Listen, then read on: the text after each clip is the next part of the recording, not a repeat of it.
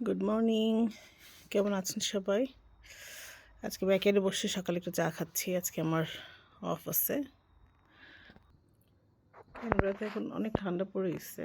তারপর সিমগুলো হচ্ছে, যে গাছের সিম আমাদের, এটা আমার ব্যাকইয়ার্ডে গাছটা। এটা আমার ব্যাকইয়ার্ডে অরেঞ্জ গাছ। এখন অরেঞ্জ আসতেছে, এখন তো উইন্টারের সময় অরেঞ্জ ধরছে অনেক।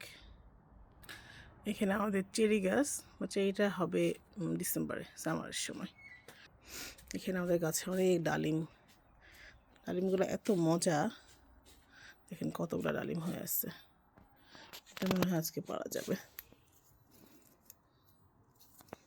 কি সুন্দর! এটা আমাদের বাতাবি লেবুর গাছ, সে মাত্র ধরছে।